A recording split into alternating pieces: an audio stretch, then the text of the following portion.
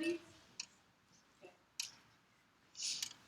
CNN reports the death of 17-year-old Kendrick Johnson was awful. Then came doubts about investigators' conclusion that it was an accident, but the discovery that their son's body and skull had been stuffed with newspaper before burial added a horrific new dimension. We thought we were burying Kendrick, not half a country. During an autopsy, internal organs were removed and examined before being returned for burial. But when open, every organ for the pelvis to the skull was gone. The funeral home wrote that the organs were destroyed through natural process. Scene points to foul play, stuffing the body with old newsprint in departments for circulars like it was a garbage can isn't exactly standard practice in forensic pathology or mortician's trade. For years, the black body has been excluded and repressed when it came to discourse centered around ethics, rooted in Western ideology. Academia has confined itself into a realm in which morality is determined by the white straight male. This is reflected in the 90 colorblind undertones of the resolution. If the system is inherently anti-black, the system will only disproportionately harvest the organs of the black body. We need to acknowledge the exclusion of the black body. If we ever want to move towards whatever this idea of a justice idea is, we live in the system where our organs are progressing because we are worth nothing, and colorblind complacency and trust in the system is blinding us from reality. Deborah Jones Merrick writes. There are two stories about racism in America. The first story, we moved far beyond our early systems of slavery and segregation. Students of color attend elite colleges and professional schools. The Democratic majority elected African-American president is black family romps in the White House lawn. We treat people equal to the soul. We no longer are thinking about race in the second story. Racial slurs, hostility, and disdain for minority students permeate elementary and secondary schools. It's men are true parents who are likely to serve time in prison for alcohol or 6-4 teachers work hard to help struggling white students succeed. The government's attack on us to subsidize parties in white Iowa rather than fix police in black Louisiana. Whites are blindfold to these societal differences and to their own personal prejudice.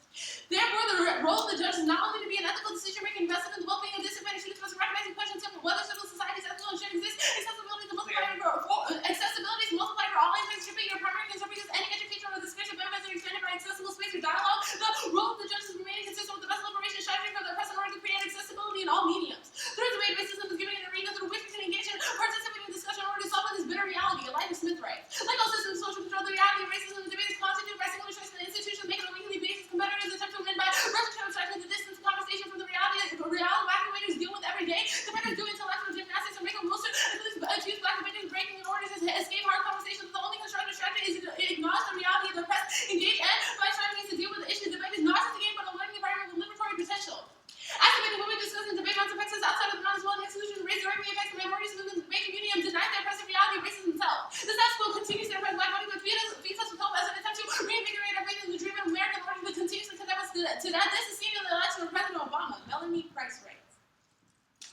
The inability of the federal government to help stranded blacks in New Orleans after Hurricane Katrina led many blacks to question the gains made in the previous decades of Katrina and Obama's nomination and victory embodied the paradox of black relationships to the U.S. 3 years after a low moment, blacks were buoyed by the election of the first black president. This demonstrates the push and pull factors that reinforce blacks' wanting in America to create space for black nationalism to take hold. They highlight the instability of blacks' access to full citizenship rights and liberation between black spaces and American stations to become murkier in the post-civil rights era, making it more difficult to maintain an intra-racial transfer that is transmitted among and policed by African Americans. The African American community has been under the microscope for everyone to dissect.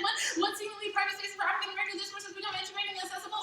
Dreaming black can tell us about black nationalism, revival, high level of frustration and distress because of the desire for unfettered pursuit of the American dream, an obstacle that to that pursuit because of enduring racial tensions. Thus, the plan. The President of the United States, through executive order, should mandate presumed consent, but only for African Americans, meaning every other ethnic group gets a choice except for black people. The overtly racist nature of the plan is key to promoting black nationalist agenda. Price 2. In the current political climate, racial hostility is publicly denounced and subtle attempts at retreat from civil rights gains to the researching of black nationalism blows breakdown in practice because there is a high level of distrust with the current conditions for black. Many the election have progressed much further than 40 years since the height of the civil rights movement. Additionally, abolishments from domestic policies and international those social programs that were created as remedies for racially biased policies come under attack in conditions that foster interracial ties between blacks and weaker than in previous black nationalist prominence. The blacks still see their fate as tied to that of other blacks, but they are engaging in high levels of black blame that leads to conditional rather than unwavering support for the community empowerment efforts. As the gap between the black homes and middle class continues to widen, the ability to opt out of the black community is more stable than ever before in the absence of overt segregation policies that reinforce black communal solidarity. Some blacks withdrawing that entirely from the African American community, unlike the past when a lonely retreat from hostility was closing oneself in the black community. Blacks now have more options, especially true among those who vehemently reject black nationalism. Mark the card there. The topic of liberation from faith in the American social system and move towards black nationalism is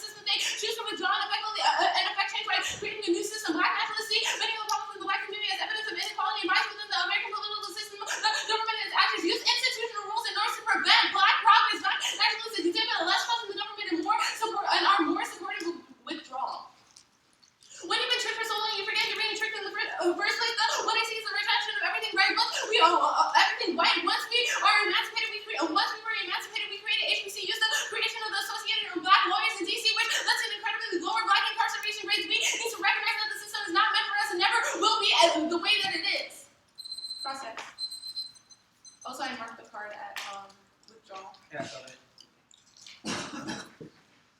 What is the black body? The black body can refer to anybody that goes through oppression, but the affirmative is very specific to the African American community. Okay, so you do not focus on the oppression of... Not necessarily Asian that I don't Americans? focus on that oppression, because I do recognize that oppression is important, but the affirmative is specifically talking about the African American community. I'm not taking a specific stand from the other ethnic groups. Okay, cool. So let's talk about the let's talk about your arguments about how we need to promote nationalism. So if we have this view of overtly racist policies, what is our motivation or representative that young black Americans should look up to? What do you mean? What is their inspiration in the United States? Well, what's their inspiration in the United States? Well, I'd say every black kid is different. What do you mean? So in a world in which they are used to these overtly racist policies, why would they be motivated to work against the political rather than be deflated? Deflated from working against the political? Okay, I'll just explain in my speech. Oh. So what is the text of the role of your ballot? The role of the ballot is to have the best liberation strategy for the oppressed in all movements. Okay, cool. So what is the distinction between your price 2 and your price 3 evidence? The price 2 evidence specifically says that there's a gap, there's a intersegregation within the African American community between the black middle class and the urban poor. It also talks about how there needs to be more solidarity within the African American community. The price 3 evidence is specifically talking about what black nationalism is, which is based on interactions with the community, creating bottom-up politics using local institutions. It also includes cognitive liberation, which says that we don't have to constantly define ourselves. So why is it the case that yours results in bottom-up politics rather than being another instance of the top-down politics that you criticize? Okay, so the way that this comes off is off of the price 1 evidence, and it specifically talks about how that's price 2. Yep. The price 2 evidence that says that an overtly racist policy is what causes people to band together. For example,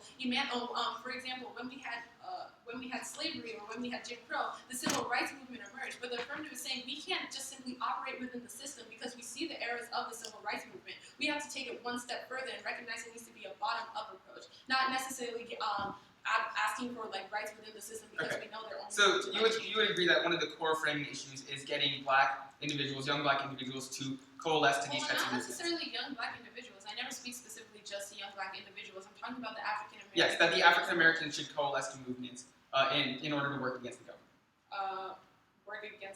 Work against top-down policy. Yes, yeah. sure. Okay, that's the main framing issue we only see. Mm-hmm. Cool, perfect. So the role of the judge is just to be is contextualized by the Smith evidence. Not necessarily. It can be, but it's also just to be an ethical decision maker, invested in creating a good space for disadvantaged students, but also questioning the civil society that we're in, questioning the status quo and how it operates in conjunction with our bodies. Okay, cool. Starting correct. Orders 3 off, AC.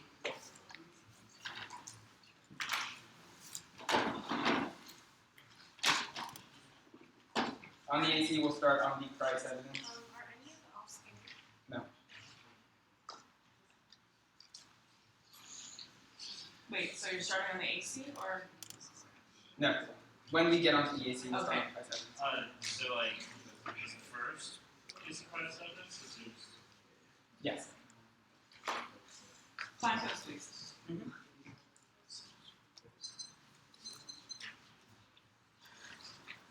Is everyone ready?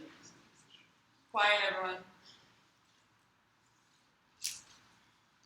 Counterclaim text replace everyone in this end with a black body. Now look, there are evidence is an example of an Afro-pessimist advocacy. I say that we should embrace an Afro-optimist advocacy, something that is unreasonable but still optimistic so that we can create a society where we have role models so that we can band together and have the movements that she talks about.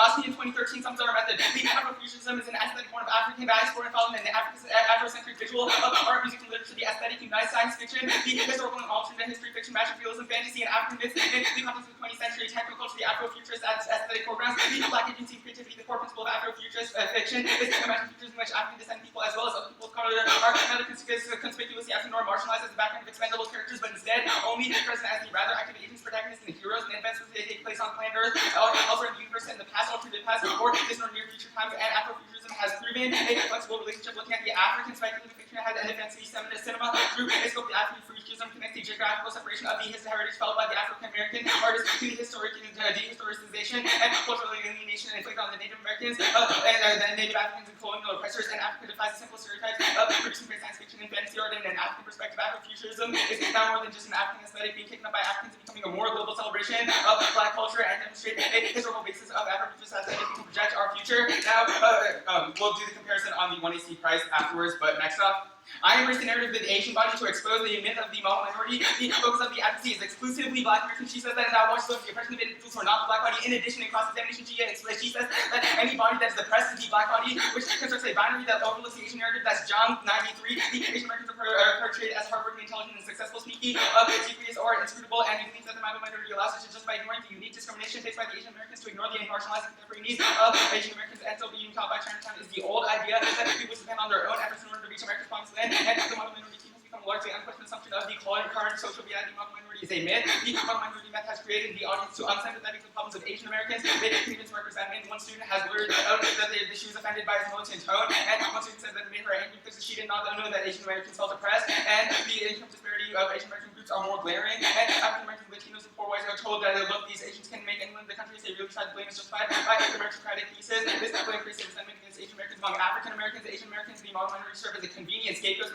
Many Korean and Americans now view themselves as human shields, and that makes these struggles to resolve race struggles, to resolve race issues collapse upon itself. As McGoward and Lindgren said, the Muslim minority is designed to divide and conquer racial minority. They shows resentment and jealousy to dissipate racial minorities and collective power. Asian scholars have branded this disingenuous stereotype created to perpetuate the dominance of white Americans. The stereotype establishes a racial hierarchy that denies the reality of Asian American oppression while accepting the other racial minorities and poor whites. The stereotype will only be wielded in defense of the racial status quo, and this is always the AC in two reasons. One, the Asian Americans are used as a battering ram against the Black body. They're used as a population that says, look, this population is doing well, even though they're a minority, which aren't Black body. And B, her role is not specific to Black Americans, which means that the oppression that she's overlooking of the Asian Americans is also a unique bad. And she also makes to break down the model of minority myth by embracing three-stage process, which consists of denial of difference, affirmation of difference, and liberation from differences. Is also mutually exclusive with her advocacy because she denies difference in her cross-extensions when she says that any oppressed body is a Black body. That's John 93.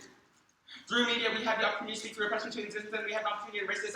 This oppression diversity is desirable because it serves as a source of strength. Stage 1 is the denial of difference accepts underlying legal principles with formal equality as its goal. Stage 2 is affirmation of different challenges underlying the legal principles of legal institutions that may not be valid for Asian American because of cultural difference. Stage 3 is the liberation from difference, the challenges and limitations by categories from the pragmatic in its approach. Next off, next off is, sorry, there's a card missing off flash cheating next. But neoliberalism precludes ethics by reducing decision-making to economic self-interest. That's Sashi Kanye in 10. The neoliberal state has no obligation towards citizens accepted by the necessary conditions towards consumers and survival of the fittest. Ethics becomes transparent moral Darwinism is underpinned by the self-interest. Neoliberalism has permeated society by using political technologies. Neoliberalism has convention to dehumanize society by forcing human difference in the narrow confines of consumerism and the logic of self-interest. And presumed consecutive jurisdictions the state by using insecurity from organ scarcity that's Shepherd 296 opting out in unlike nations like Brazil, United States, and South Africa, where social, ethnic, class-based inequities by the nation. Presumed consent can generate existential care and ontological insecurity and ownership, and organ scarcity needs to be deconstructed. Human rights agencies open the public to dangers of organ harvesting practices belong to the jurisdiction of the state, and a discourse of organ scarcity is artificially constructed and pops up. A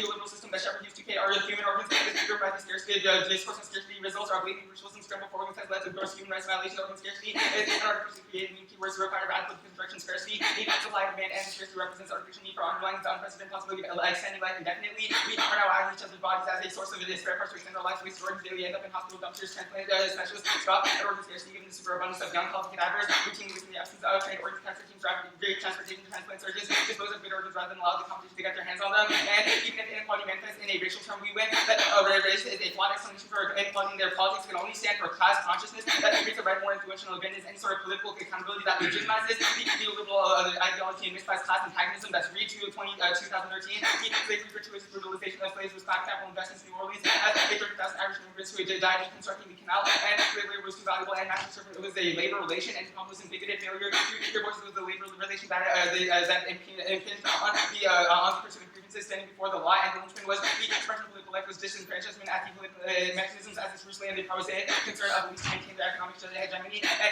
it is the notion of free labor that needs to be explained, and Django sanitizes the injustice by focusing on the brutality that is permitted, and nothing could indicate more neoliberal than the idea of representation practices that constitute a meaningful terrain for struggle. It is production and consumption of culture that is thoroughly embedded in capitalist imperatives. The idea causes a spurious organization that from the industrial processes, and found as ideological the contribution to neoliberalism, universalization against temporal and social context, market context.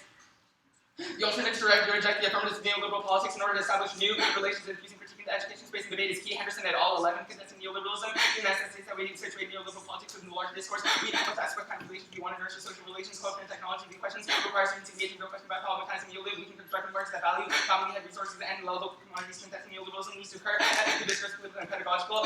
Schools must engage in students raising the essential questions. We need to develop critical analysis and creating an alternative to neoliberalism gone beyond.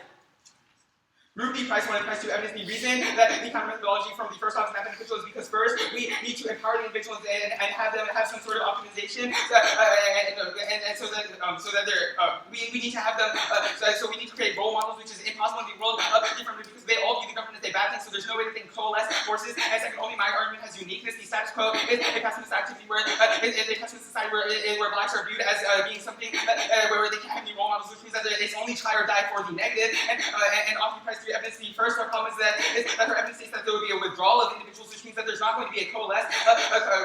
Individuals won't coalesce in the way that's necessary, only through the counter-advocacy is necessary. And second, we need to, she doesn't view the society as fixable, which isn't the direction of the card. We need to view individuals as something that can fix the government and actually have these bottom-up approaches, which is impossible to practice. The first off is, actually, what's the condition of all the offs? They're all dispositional. So they're conditional.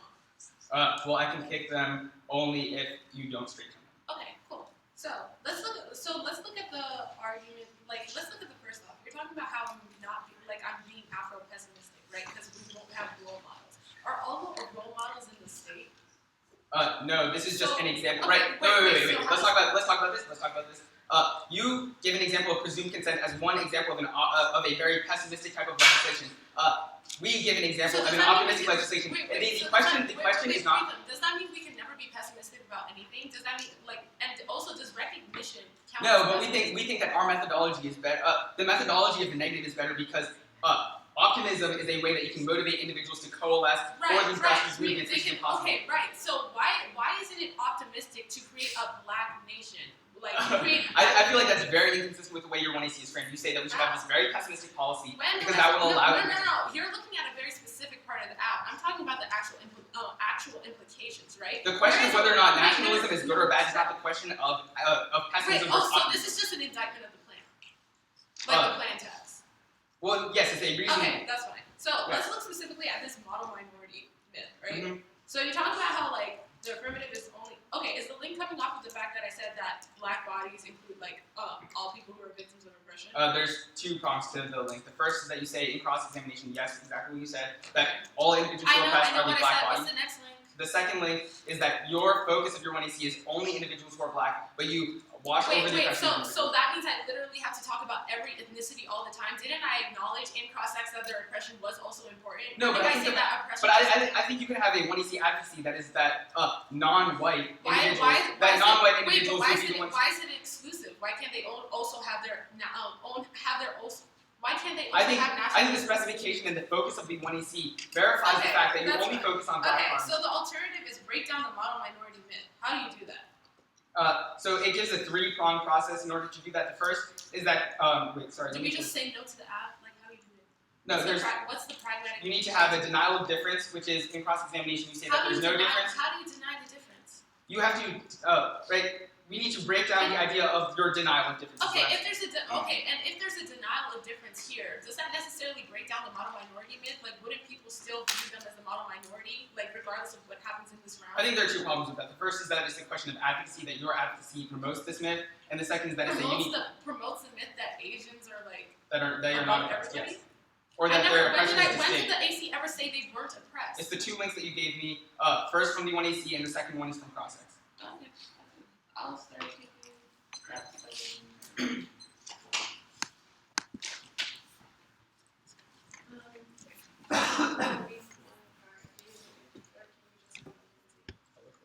I might ask for it before. Okay, that's fine. So the order is going to be it's going to be the optimism stuff, neo-lib, model minority, affirmative. But keep the affirmative close to you because I'm going to be making cross apps and extension. Specifically starting off with the merit extension. Does that make sense? So starting with the app. Well, an extension of merit, but specifically applying it to the optimism. Okay. Extend the conceded merit evidence. This is saying that we have two stories of racism in America. He's trying to generate a link when there literally is. So first off, the first argument is no link. You have to look at the big picture. The big picture. The affirmative is not saying we have to stop with that overtly racist policy, but we have to use that policy in order to create a best liberation strategy. We have to create black nationalism. So it's being optimistic. And second term, you assume that these negative institutions don't exist. This is only biting into the criticism coming out of America. You're assuming that segregation and racism doesn't exist in America, but American evidence is saying that this is false. Third, extend and classify the conceded Smith evidence that says that you are rushing to abstraction by saying we should refer to Afrofuturism without actually giving us a political strategy. You are only rushing to abstractions. You are not creating the best liberatory strategy. That is going to be an offensive reason why he's going to be you're going to be voting him down simply for running that off in the first place. It is rushing to abstraction and denying us of the liberation strategy. Off of the neo-lib stuff. Group the neoliberalism first off. A refusal of the all is literally reject the affirmative, but a refusal of the affirmative is the status quo since he's not providing with any alternative world. This means that all these neoliberal policies that he's talking about already exist in the status quo. And second, once again, he's also biting into the criticism of merit. These neoliberal institutions already exist. They already target these black and brown bodies. Since he's not providing any alternative to deal with those neoliberal institutions, the affirmative becomes a try or die issue. At least the affirmative is at least trying to do something. And third term, you are using the same system in order to solve for neoliberalism since you don't have a clear alternative. This is only going to replicate the harms and bite into the criticisms coming out of the merit evidence. And on mono-minority. Grip on the mono-minority arguments for white supremacy against all non-white bodies. He said married Hispanics are 2 times more likely than whites to be arrested. Just because I specifically refer to African Americans doesn't mean other non-white bodies are ignored or these bodies cannot be involved in multiculturalism. Second, the idea that including Asian Americans in the black body is bad is only linking it to the negative view of the black body. The discussion changes from stop white supremacy to at least I'm not a nigga. Gordon writes. The importance of not being black is the most significant principle that because there are social benefits to not being designated as black, it is a waste of time to discuss the social loss of being designated as white since the distribution of resources falls in favor of white supremacy principle. Therefore, a principle whole racist hierarchy that we may be attempting to avoid it solidifies the significance of the expression. Well, at least you're not black. Third, multiculturalism since the black body can emerge and integrate. We do not gain access as other blackened bodies. Fourth, perm, do the affirmative, then have different ethnicities, create separate coalitions against white supremacy. Not impossible. The affirmative never said it was. You can be who you want to be, but understand who your enemy is. And fifth, the second perm, do the affirmative and have everyone join black nationalist communities. This is incredibly beneficial because the principles of black nationalism can be applied across the board. It is key to fighting whiteness. Extend price 3 issue. White American norms and values relinquish faith in the legitimacy of the current system. Initiate demands to believe they are capable of changing the system through their own strategic demands. The affirmative is creating a liberation strategy can also apply to mono-minorities. Literally through the alternative, you don't know how you're going to be getting rid of this mono-minority myth. It's literally just saying reject the affirmative. And once again, that is only the status quo. And you're not providing a concrete liberation strategy. If it's not when you set the ballot, it's not going to stop people from believing the same mono-minority myths that are coming out of the Jane evidence and the McDowell and Lindgren cards. It's literally replicating the same system. The only the affirmative has a construction liberating strategy that's going to work. Off of the AC, he only puts defensive arguments here. He says there's not going to be any coalition that we have to create best role models. And first off, since there's no link to the pessimism thing, there can't be role models. There can be role models in these black nationalist communities. And second, they will coalesce because the price evidence, which was completely conceded, says that when Obama signs an overtly racist policy, that was the warning coming out of the day. Will join in solidarity. Also uses the tangible examples like black lawyers in DC that decrease the incarceration of black bodies. This is showing that the affirmative actually works. He's only rushing to abstraction and doesn't actually have a tangible policy. Okay. I've got 154 left. And can you send me the card? Minority. Then Afrofuturism. With Afrofuturism, we're going to do comparisons to the plan, so it's just Afrofuturism planned together, and then neoliberalism.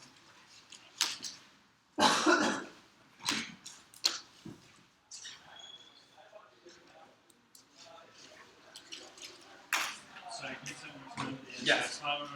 Model Minority, Afrofuturism, and planned together, then neoliberalism. Could you signpost clearly when you're doing comparisons between the two? Yes, I will. Is everybody ready? Herm is a test of computation. Extend her fourth permutation on the amount of minority argument that you can do both of the advocacies. They're not mutually exclusive. That is not a reason to vote for her. Dispositional. Go to Afrofuturism. First, her arguments on Afrofuturism make absolutely no sense. The framing issue that she gives me in cross-examination, that's a question of who allows people to better coalesce into movements. That is a way that you determine who did the better debating in terms of, so you can extend the gospel evidence that a system of and the counterpoint text that we should have every individual in the Senate be replaced with a black body. This is an example of an overtly optimistic policy. This is in contrast with her pessimistic policy, which they reason that any of her arguments about nulling make absolutely no sense. They're radical opposites in terms of the way and the methodology that we're engaging in. For one, ours, it says that we should have these role models and these individuals, and we should view the society as utopian and doing that, and having that sort of view allows individuals to coalesce into these types of movements, which answers her nulling argument. She says that we use the racist policies as a liberation strategy. Yes, she does that. My argument is that that type of liberation strategy is problematic, and my liberation strategy is a better liberation strategy. All her arguments in the 1A are just like, he does not have a liberation strategy. This is my liberation strategy. Now, the second argument that she makes is that she says, I assume segregation does not exist. This is absolutely not true. It's just that I have a different methodology for engaging, and the way that we solve for segregation. My argument is that we should have an optimistic type of view of society. Now, the third argument is that we should have the cross-application of Smith, but this makes absolutely no sense. The cross-application of Smith is just that we should have a type of liberation strategy in society. There's no reason that uniquely benefits her interpretation of what a liberation strategy is, or why we should have any sort of movement that is necessarily or nationalist. Now, she says that my advocacy is a form of abstraction because I don't talk about specific policies, but I have a counterpoint text. I talk about what sort of advocacy we should have as a liberation strategy, which means that if her advocacy is an advocacy, mine should be as well as just a comparison of which one is a better liberation strategy. Now, she says that I should be dropped individually for this being an example of abstraction, but this makes absolutely no sense because it's a question of advocacy in this space. So even if I'm losing this argument, you can still vote off the neoliberalism case. So go on to the comparison with the AF plan. She's conceding way too many arguments on the line by line why her form of pessimism is something that cannot allow these movements to coalesce. You can extend the first argument on the price to evidence that we need to have role models within any society, otherwise we cannot have these movements coalesce because no one has anyone to look up to. They all decide that the government is against them. They don't work for these grassroots movements. Instead, they decide that they're going to have apathy and they're not going to take any action whatsoever. Now, the second argument is a uniqueness claim that is going completely conceded. There's no way she's winning this debate. The status quo is a pessimist type of society. It says that the entirety of society is against the black body. It says that there's no role models to look up to, and that every black body is screwed, which means that there is only a risk of offense for the affirmative, for the negative, because I'm the only one that moves away from the status quo paradigm. This is bolstered by her extension of the merit equity. She says status quo is bad, yes, but she engaged in the status quo. Mine is the only thing that is a distinction from the status quo. You have to vote negative in this debate because of the uniqueness argument that is going cold conceding the last debate. Now, the third argument is that we have to have motivation that is bolstered by the argument that we need to have role models. There's no way under her view of the debate that we're actually going to have any positive type of change because she says that we should be pessimistic. We should view society as being something that's trying to destroy every individual. There's no reason that individuals would try to work against the government. That is the framing issue. That is how you determine the debate. Who better coalesces movements? Now, the price for evidence, there's also a bunch of arguments on the line by line that go conceded. The first argument is that the text of her card talks about how it would result in withdrawal from the government. We would not coalesce movements to work against the government. Instead, we would withdraw from it, which means that there's no solvency coming off the D1AC. And the second is that we need to view society as fixable in order to have these grassroots movements. But the fact that she says that we are always perpetually standing against the state and it will never help us means that there's no motivation to have these grassroots movements. That is the first voter issue. Whoever better coalesces movements, easy ballot for the neg from that. Now go on to the neoliberalism arguments. Two framing issues on the neoliberalism arguments as to why it comes before any of the arguments that go completely conceded. The first is the SunHee evidence, the SunHee 10 evidence that talks about how the root cause of the SunHee 10 evidence that says neoliberalism precludes ethics by reducing decision-making to economic self-interest. This is problematic for a few reasons. First, it means that the way that we view the black body is problematic insofar and only because of the economic idea of self-interest. And second, that we can't evaluate the idea of the identity of the individuals because they are simply removed and viewed as economic self-interest. And the third is that even if the alternative or the affirmative is a good thing to do, we can't do it if we have the idea of neoliberalism in the frame of our advocacy because it precludes the entirety of ethics that all was conceded. Now, the second argument that is completely problematic is the Reed 03 evidence, which also goes conceded, which talks about how the root cause of all the oppression against the black body is because of neoliberalism. So if I win even a marginal link to this net benefit, then at least I'm the only one that has a risk of solvency, risk of solvency for the root cause issue. So there's no way that she's going to have any offense in terms of this debate. Now, the war between the Reed 03 evidence is that the root cause of all these slavery impacts that we viewed these black bodies in the economic interest. So you can extend the Shepherd-Hughes evidence that presumed consent gives jurisdiction to the state over our bodies, and the Shepherd-Hughes to that organ scarcity is problematic because it constructs the idea of a false scarcity that does not exist. We have plenty of words in the status quo, but it does this for a sort of market solution so that we can view the bodies as something that we can take away from, and we can use this simply as a commodity that we can continue to use, which means that there is a unique disadvantage to the affirmative in the way that they're constructing their harms, which means that the alternative and the rejection of the affirmative is sufficient to move away from the neoliberal politics, which answers the 1, 2, and 3 points. But the first argument is that the refusal of the affirmative is simply the status quo. But she's not answering the specificity of the one within the Henderson at all. Evidence that the alternative is not only to reject the neoliberal politics, but it's also to establish new social relations. So when we in this debate space agree that the 1EC is a bad idea because of the neoliberal politics, we allow us to engage in new forms of Marxism. We can think about new ways of engaging the resolution and new ways of engaging the world that are outside of neoliberalism, which means that there is unique solvency of the affirmative. If she's saying that any of the speech acts that she's engaging in actually matter, this one should matter as well. Now, the second argument is that it's just a try or die, but these are all just a reiteration of the same argument. There's at least a marginal risk of solvency coming off my argument. And the third is that there's no clear alternative, which means that it replicates the harm, but the alternative is clear, is that there's a unique disadvantage to affirming the resolution that you should vote negative because we allow us to reproduce new markets, and that we have the educational debate space where we can talk about how neoliberalism is bad. So, 2 independent reasons that you can vote neg. She needs to win that after all. Pessimism is good, I win after optimism is good. Even so, her logic, she reproduces the logic of neoliberalism. That is the biggest impact in the round. 2 more so that are conceded. No way you affirm. Okay. The order is going to be specifically on the optimism off. Then it's going to be neolib, quickly minority, and then but once again, cross out. So keep that.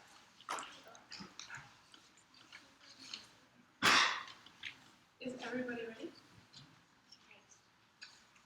The biggest problem in the last speech is he's not doing enough work coming off of the term, coming off of the extension of merit extended. He assumes that the system itself is not inherently bad. He's assuming that once this counterplan is put into place, that the state is not going to replicate these systems in the first place. This was a term that was less Paul conceded. He simply says the merit term doesn't apply, but that is not taking out the argument. It's saying that when you assume that when you continuously assume that these same institutions are going to help you, you're only replicating the system. You're destroying the conversation for what it really needs to be, which is about liberating these black bodies and making them, allowing them to move away from the institution that's always going to be targeting them. This is going to be taking out this and not allowing it to be dispositional. This functions as an offensive reason to vote him down. He said in process that if there's an offensive reason to vote off of that sufficient, then he can't kick it off of neolib though. He says neoliberalism is the most important layer of the debate, so let's focus on that. That's going to be the most important part of this round. He's not dealing enough with the arguments about how rejecting the affirmative is still literally the status quo. He says that it's more than that. You're rejecting the affirmative and creating new social policies, but once again, it's only these rushing to abstractions. You don't know what this creating new social relations is. You don't know what it means after you reject the affirmative. The only thing that you have to evolve to under the negative, since he doesn't contextualize what that alternative world looks like, what that alternative is going to actually look like in the real world is the status quo. That's where the affirmative comes in. Except the price three evidence that says that we have to use bottom-up policies. The affirmative gives you a tangible way to reject these neoliberal institutions. The affirmative gives the example of the black lawyers in Washington D.C. or the creation of HBCUs. At least the affirmative is using the tangible liberation strategies in which we can engage in getting rid of these neoliberal systems. Also extend the term that says that once again you assume that this neoliberalism won't exist in the system that you replicate, especially since you're only functioning within the system in the first place. You are only biting into the criticism coming out of the affirmative constantly. It's that biting out of the criticism coming out of the affirmative. And he doesn't focus much on the model minority stuff, so there's literally no solvency there. It's just blowing air and no point in looking at it. Onto that. He's not taking out enough argument from the affirmative. He's simply saying that they're going to withdraw from the system, but the affirmative is saying, yes, that withdrawal from the system is necessary. That's what causes the tangible impacts coming out of the AC. The price three evidence is very specific as to when we move away from these traditional top-down policies, we can create local institutions in which the black body can be included. His only offensive argument is going to be coming off of that we can create role models, but specifically on that shell, I said the role models can exist in the black nationalist community. There's no offensive reason to vote me down off of that. Only the affirmative is creating a constructive liberation strategy.